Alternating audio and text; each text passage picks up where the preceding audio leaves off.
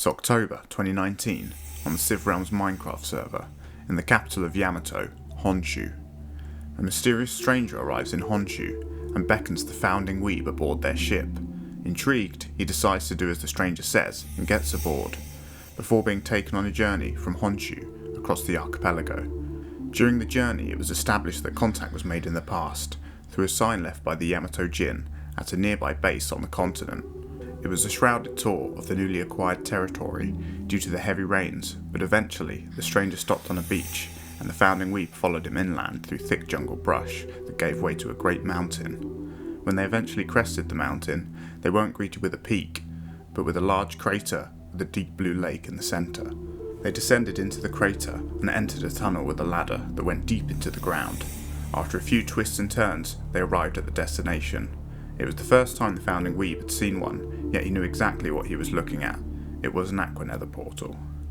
The mysterious stranger was a player called Jidan12, and after being shown how to enter and exit the portal safely, they discussed plans for the future. Jidan wanted to establish a town within the Aquanether, but had little interest in the surface. The founding weeb mistakenly assumed that this mountain was in the newly acquired territory, and told Jidan as much. An informal agreement was made for a mutually beneficial relationship, with Yamato securing the surface and Jidan securing the Aquanether side. It was a huge step forward for the Yamato Jin. Now they had access to the Aquanether, they could continue to advance their industry and improve on their technology. In the aftermath of the Incan territorial disputes, talks began between the southern leaders about establishing a formal alliance with Kalisan and Tenochtitlan. The agreement would involve mutual political and military support, as well as the establishment of a joint factory complex. Before this would come to fruition, the Great Khan had to depart from Kalisan to a distant land. With Aquanether access now possible, Kamikaze-san began mining operations there, though it quickly became apparent that navigating through the jungle and climbing the mountain every time was problematic, so infrastructure needed to be developed. A small port was built on the island, with a tunnel leading to the portal. While this was a significant improvement, moving items mined in the Aquanether back to Honshu by sea was still tedious and risky given the Yamato Jin's track record. It was decided that an underground canal would be built to connect the portal directly to Honshu, in addition to connecting all major islands. This would essentially serve as the artery of Yamato, and would make development of the new territory much easier. This was a significant project and would take quite some time to complete. Or perhaps not. Ena1 arrives in Honshu with a stock of hay bales and the player Parsenkor, who was interested in helping with the project. He brought his alt GC Ghosts to Yamato and began working on the tunnel. He advanced the project at a significant pace. Within just a matter of days, he completed 2/3 of the entire project. Inspired by the pace set by Parsenkor, the founding weeb and Kamikaze-san put aside all other projects and pushed on to finish the tunnel. After several hours of grinding, the canal was finally complete. Now boats could be loaded with items at the portal and be brought directly to the capital without any risk of drowning. The direct route beneath the islands was also much faster than navigating on the surface. The next step in Yamato's industrial development was to upgrade their kiln to a furnace. This would allow the Yamato Jin to produce new materials that require smelting at higher temperatures, such as glass and steel. This would also drastically increase yields from smelting certain ores. If the Yamato Jin could produce steel tools, they would be able to bypass their reliance on a constant supply of tin from the outpost on the continent of Napstan. While mining operations there have been ongoing, there never seemed to be quite enough tin, and travel between the outpost and the home islands still bore a risk. Honshu received another distress call from Admiral Kamikaze-san. He'd fallen overboard and respawned in Port Paradise. His ship was stranded in deep ocean. Unlike the Great Drowning, things played out much better this time.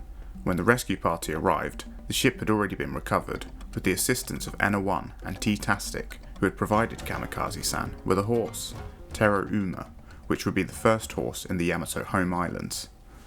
In a final push to get enough tin to upgrade the kiln, Parsenkor, Kamikaze-san, and the founding weeb all set sail for the outpost on Napstan. During the long journey north, they decided to visit Wheaton, and after messing around in the docks for a while, the group persuades Ena1 to join the expedition, and they head on to their destination. Throughout previous expeditions, the discovery of tin had been extremely sporadic. Some visits to the mines would yield plentiful tin in a short amount of time, while others would consist of several hours of mining, only to come up with nothing in the end. The Yamato Jin working in the mines started to believe that in order to find bountiful tin, you had to appease the tin spirit of the Napistani continent. The crew of 4 began mining in earnest. It appeared as though the tin deity was pleased by their visit, as the group were granted to a continuous bounty of tin, unlike anything seen before in the mines. Within just an hour of mining, the expedition had yielded far more tin than was needed to complete the upgrade from the kiln to a furnace. They essentially had a stockpile for the future. The first furnace was built at the small port on the Aquanether island. However, not long after this, the Yamato Jin had discovered that this island wasn't in the old Incan territory, but was in fact in the Carbon territory on the archipelago. As a consequence of this realization, the decision was made to relocate the furnace to Honshu, and the port was abandoned. Aquanether expeditions would continue, but no further structures would be built on the island. Steel production had finally begun in Yamato. However, they were limited to how much they could produce, as the carburization process required wheat, and it couldn't be grown in the home islands. To address the issue, the expanding cocoa farms would be finally put to use, and trade would begin with Wheatistan. The founding wheat began trading cocoa with the players Icekeeper and Isorsha for wheat, oak, and spruce. During the first trade with Icekeeper, an exchange of gifts occurs. The founding wheat brings a parrot, a rare sight in the northeast of the continent, and in return, Icekeeper gifts the Yamato Jin their first city bastion, as a sign of goodwill and cooperation between the two nations. On CivRealms, bastions are used to protect territory from outsiders, as they prevent them from placing blocks within their range. Whilst the Yamato Jin are able to make claims bastions, these only cover an area of 21 by 21 blocks. City bastions cover an area 10 times larger and have a lot more health. They are also far ahead of Yamato technology at the time, so this was a significant gift. After the following harvest, the founding wheat would trade for wheat with Isorsha. However, unlike the last trade, things would not go quite so smoothly. The founding wheat met Isorsha by his GEXP store, beneath a large suspension bridge being constructed. The trade was 50 stacks of cocoa for its equivalent in wheat. The trade itself went ahead without an issue. However, whilst leaving the dock, the founding wheat fell overboard, drowned, and respawned all the way back in Honshu.